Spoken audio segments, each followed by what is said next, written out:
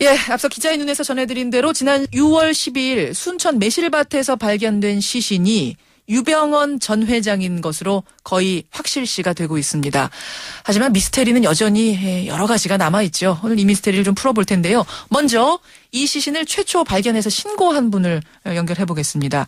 순천시 서면 학구리의 매실밭 주인 박모 씨가 연결이 되어 있습니다. 박 선생님 나와 계십니까? 예. 6월 12일에 그러니까 매실밭에 나가셨다가 우연히 이 시신을 발견하신 거죠?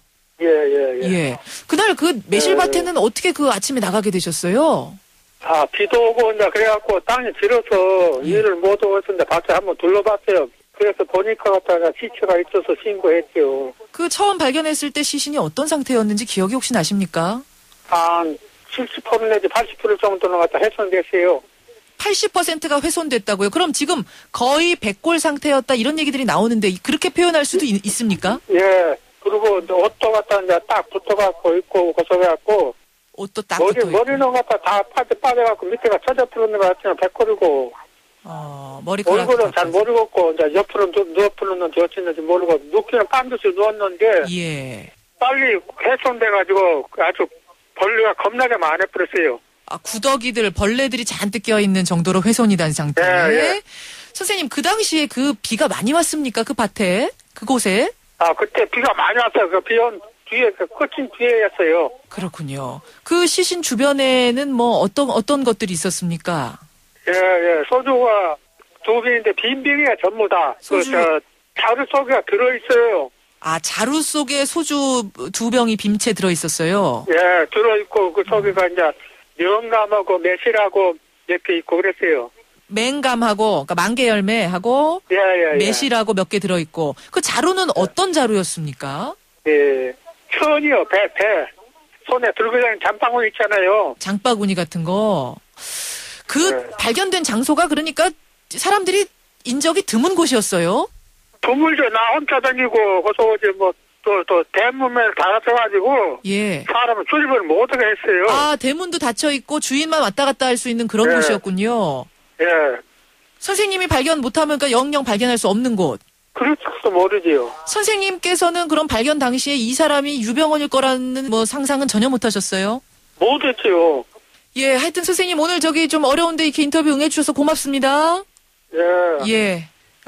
시신이 발견된 매실밭의 주인 박모 씨를 먼저 연결을 해봤습니다. 이어서 전문가의 의견 들어보죠. 미스테리가 너무 많이 남습니다. 표창원 교수 연결돼 있습니다. 표 교수님 나와 계시죠?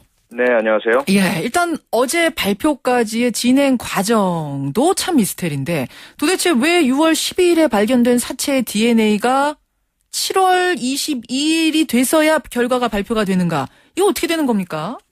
일단 경찰 발표에 따르면 DNA 결과가 어젯밤에 나왔다는 것인데요. 문제는 추정을 해보면 변시체 발견 이후에 이루어지는 일상적인 경찰의 조사 과정에서 사실은 문제가 발생한 것으로 보입니다. 예. 변시체가 노변에서 발생을 하면 우선 지문을 채취해서요. 그렇죠. 주민등록에 등록을 할 때 입력했던 지문과 대조를 하거든요. 예. 그런데 유병언의 시신은 부패 상태 때문에 지문 채취가 안 됐던 것으로 보이고 소지품 중에서 신분증이나 신원 확인할 수 있는 물품을 찾아서 연락처 등을 보는데 없었던 것으로 보이고요. 신분증도 없고. 그다음에 이제 또 인근에서 실종자로 신고된 사람들, 그들의 가족들과 DNA 시료 분석이라든지 그래서 일치 여부를 확인하는 작업이 거쳐지고요. 예. 그래도 안 될 경우에 이제 국가수에 보관되어 있는 다른 일반적인 범죄 전과자라든지 이런 사람들의 DNA와도 확인을 하게 되죠. 그게 마지막 단계군요. 그러니까 DNA 대조하는 마지막 단계죠. 아니 그런데요. 네. 송치채 별장. 그러니까 유병언이 마지막으로 꼬리를 잡혔던 그 송치채 별장에서 불과 2.5km밖에 떨어지지 않은 차로는 10분밖에 안 되는 거리에서 발견된 시신인데도 단순 노숙자로 단번에 분류시키는 게 이게 맞는 겁니까? 문제가 있다고 봐야죠. 그런데 경찰도 워낙 일도 많고 하다 보니까요. 예.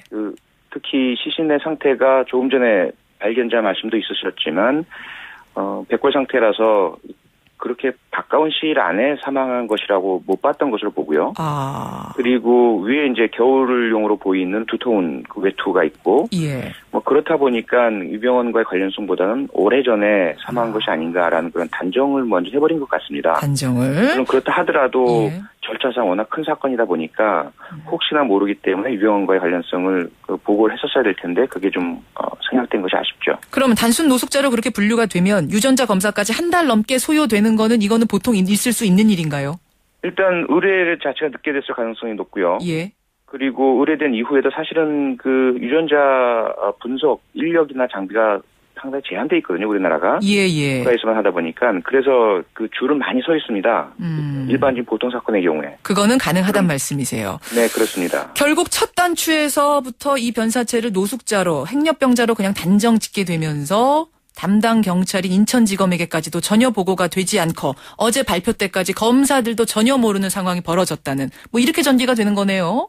네, 경찰 검찰 발표에 따르면 그렇고요. 그런데 문제는 시민들께서 워낙 의혹을 많이 가지고 계시기 때문에 예. 그러한 발표를 그대로 믿어주실지가 가장 큰 의문이죠. 그러니까요. 그러니까 그 변사체가 정말 유병헌이 맞는가 하는 부분에도 의문은 남는데 우선 별장에서 도주한 게 5월 25일. 근데 발견은 6월 12일. 불과 보름 만에 지문 채취가 불가능할 정도로 머리카락이 다 빠진 백골 상태가 될 정도로 시신이 그렇게 심하게 부패할 수가 있는가? 어떻게 보십니까? 예, 불가능하지는 않지만 일반적이진 않다. 이렇게밖에 말씀 못 드릴 것 같고요. 그래요. 시신의 부패라는 게 워낙 많은 그 조건들의 영향을 받기 때문에요. 예. 특히 상처가 있었느냐, 출혈이 있었느냐, 이 여부도 상당히 많은 영향을 주고요. 그래서 아하. 외부에서 동물이나 곤충에 의한 훼손도 상당한 영향을 주거든요. 예. 습도라든지 그리고 날씨, 그 내부의 건강 상태 뭐 이런 부분들이 많은 영향을 주기 때문에요. 예. 불가능하지는 않습니다. 보름만 해도 180% 백골 상태가 될 수 있다고요? 네, 가능은 하죠. 그렇군. 불가능하진 않죠. 네. 겨울 점퍼를 입고 있었고 이 유병헌 씨는 술도 안 마시는데 옆에 술병들이 있었다. 이것 때문에 지금 구원파는 이 유병헌 씨가 아닐 거다라고 주장하는데 이 부분은 어떻게 보십니까? 문제는 이제 그 DNA 검사 결과의 정확성과 그 시료와의 그 일치성 여부인데요. 다른 정황들에 대해서는 여러 가지 추정과 해석들이 가능은 합니다. 그렇죠. 모든 것들이요. 술을 못 마시지만 예를 들어 도주 당시에 워낙 급박하기 때문에 식량으로서 다른 것을 챙길 수가 없었다. 아하. 그리고 다른 동료 같은 그 조력자들 이들이 준비해둔 음식들 중에서 술이 있었을 수도 있고요. 겨울 점퍼 역시 5월 날씨라면 사실 실내에서야 그렇지 않을지 모르지만 외부 이동을 염두에 뒀다면 좀 쌀쌀하죠. 네, 준비했을 수 있고요. 뭐 이런 수 부분들은 있다. 다 설명은 가능하죠. 예. 그러니까 결국은 그런 것들은 이런저런 해석이 가능하기 때문에 제일 중요한 건 DNA 결과인데 지금 유병일 씨 형과는 뭐 거의 일치 이렇게 나오고 있고요. 금수원에서 채취했던 그 체액과는 뭐 100% 일치 이렇게 얘기가 나오고 있는데 이 정도라면 이게 맞는 거라면 경찰에서는 유병헌 씨가 맞다라고 보십니까? 네, 일단 유병헌 씨의 쌍둥이 형제가 없다는 전제하에서 예. 예, 그리고 그 금손에서 채취된 시료가 정확하게 유병헌 씨라는 그런 확인이 이루어진다는 전제하에서 유병헌 씨일 것으로 거의 확인이 될 수 있죠. 그래요. 지금 뭐 추정이긴 합니다만 유병일 씨하고 이복 형제일 수도 있다. 이라는 소문도 있었다. 뭐 이런 얘기도 나오는데 그렇게 되는 경우는 어떻게 됩니까?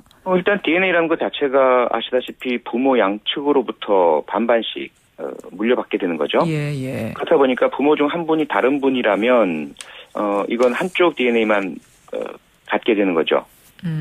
그래서 만약에 유병일 씨와 유병헌 씨가 이복 형제라고 한다면 유병헌 씨 이외에 유병일 씨의 다른 형제가 있을 가능성. 그래서 이 시신이 유병헌 씨가 아니라 다른 형제일 가능성은 여전히 열려 있죠. 그런데 과연 실제로 그러냐의 여부가 뭐 상당히 좀 그 가능성은 없어 보이죠. 예, 이건 뭐 소문으로만 돌고 있는 얘기니까요. 그렇죠. 위치와 뭐 상황도 그렇고요. 알겠습니다.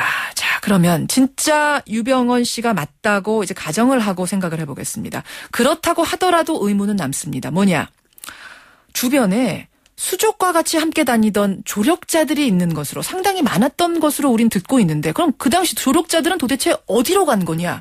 왜 혼자 거기 남아 있었던 거냐? 이거 어떻게 해석을 해야 될까요? 가장 타당하고 합리적인 해석은 아마도 급습을 당하는 바람에 별장이요. 5월 25일 날.